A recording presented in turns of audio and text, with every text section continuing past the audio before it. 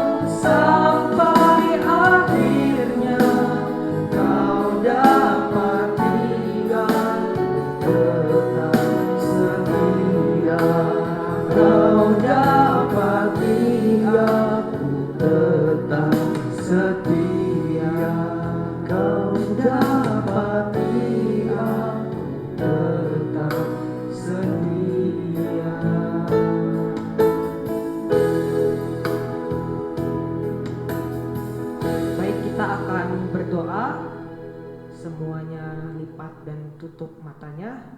Kita akan bersatu dalam doa. Allah Bapa kami yang kami kenal dan kami sembah dalam nama Tuhan Yesus, terima kasih Tuhan untuk setiap berkat yang Tuhan boleh berikan kepada kami. Kami akan memulai ibadah kami, Tuhan mohon pimpin ibadah ini dari awal, pertengahan hingga akhirnya. Terima kasih Tuhan Yesus, amin. Masih ada sukacita? Tentunya ya, kita akan menyanyikan lagu Jangan Lelah dengan penuh sukacita. Anak-anak silakan tepuk tangannya di rumah.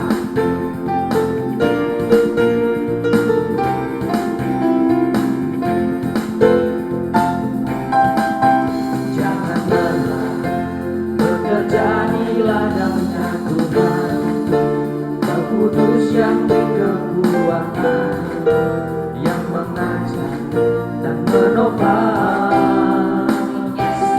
Jangan lelah bekerja bersamamu Tuhan, yang selalu mencukupkan segalanya. Ratakan tanah bergelombang, timbunlah tanah yang berlubang, menjadi siap dibangun di atas dasar iman. Ratakan tanah bergelombang, timbunlah tanah yang berlubang,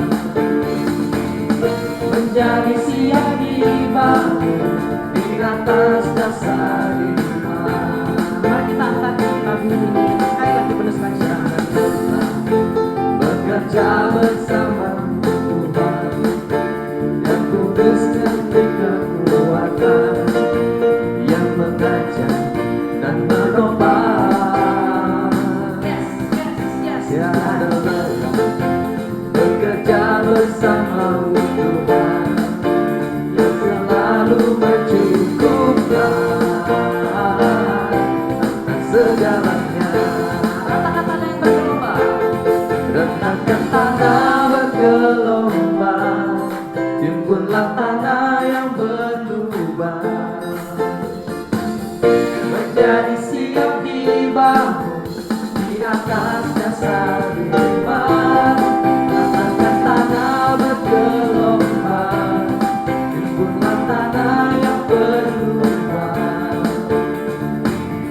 menjadi siap dibangun di atas dasar iman. Menjadi siap dibangun di atas dasar iman.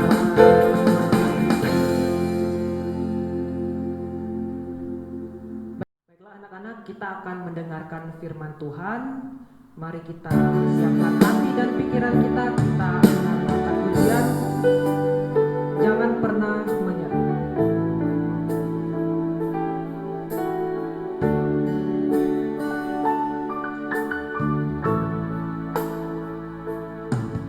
Tuhan tak pernah janji langit selalu biru, tetapi Dia berjanji selalu menyertai. Tuhan tak pernah janji jalan selalu rata, tetapi Dia berjanji berikan kekuatan. Jangan pernah menyerah, jangan berputus asa. Khususnya Tuhan ada saat hati menyembah. Jangan pernah menyerah, jangan berputus asa. Khususnya Tuhan ada bagi yang setia dan percaya. Kita angkat ulang lagu ini dengan penuh rasa sungguh-sungguh. Tak pernah janji langit selalu biru, tetapi Dia berjanji selalu menyertai. Tuhan tak pernah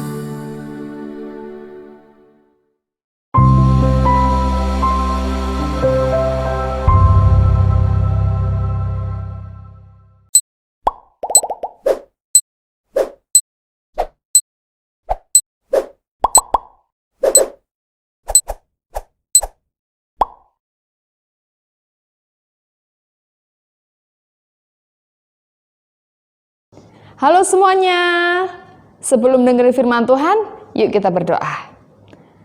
Bapa di surga, kami bersyukur kalau hari ini kami boleh mendengarkan firman-Mu. Tuhan berkati, biarlah firman Tuhan hari ini boleh menguatkan setiap kami. Terima kasih Tuhan, di dalam nama Tuhan Yesus Kristus kami berdoa.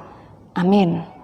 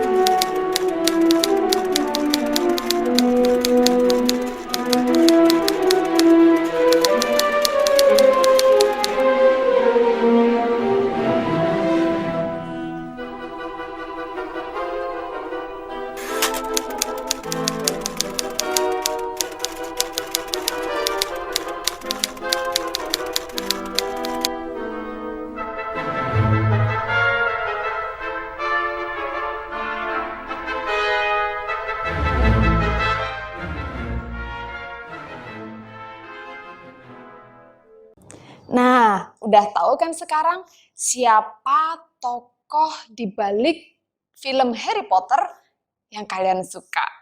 Ya, dia adalah seorang wanita bernama J.K. Rowling.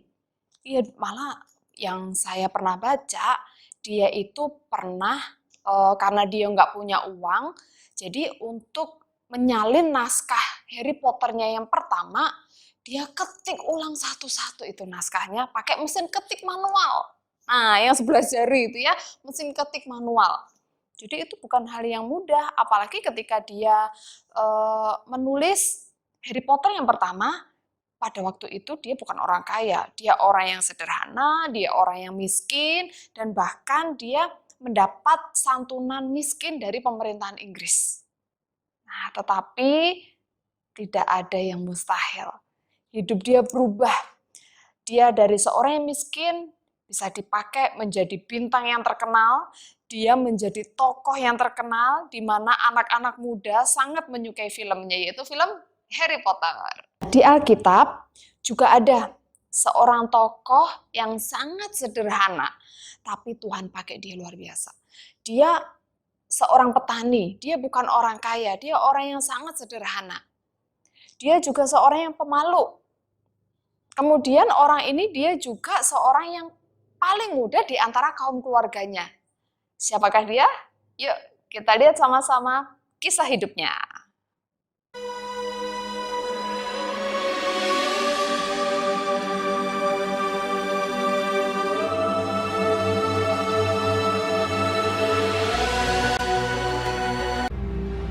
Tetapi orang Israel melakukan apa yang jahat di mata Tuhan.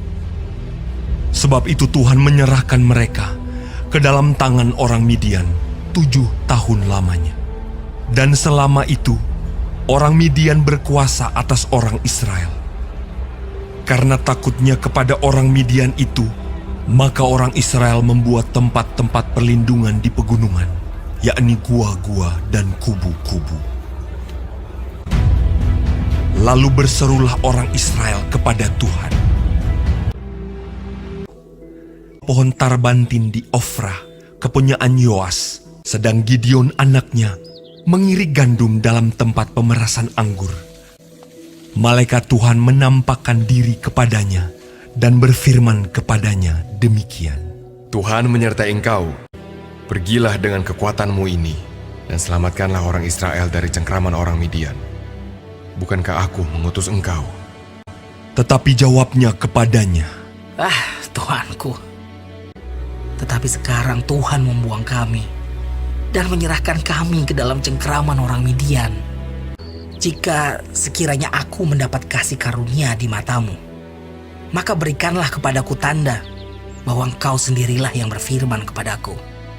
Masuklah Gideon ke dalam, lalu mengolah seekor anak kambing dan roti yang tidak beragi, dibawanya itu kepadanya, lalu disuguhkannya. Maka timbullah api dari batu itu dan memakan habis daging dan roti itu. Maka aku membentangkan guntingan bulu domba di tempat pengirikan. Apabila hanya di atas guntingan bulu itu ada embun, tetapi seluruh tanah di situ tinggal kering. Dan demikianlah terjadi, dan diperasnya air embun dari guntingan bulu itu, secawan penuh air. Sekiranya yang kering hanya guntingan bulu itu, dan di atas seluruh tanah itu ada embun. Dan demikianlah diperbuat Allah pada malam itu.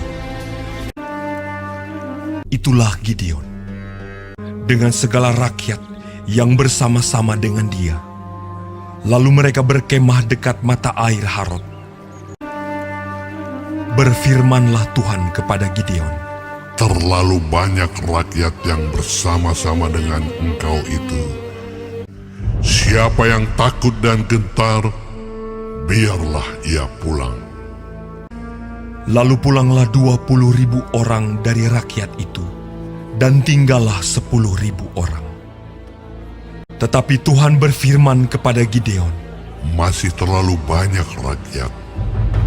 Suruhlah mereka turun minum air, maka aku akan menyaring mereka bagimu di sana.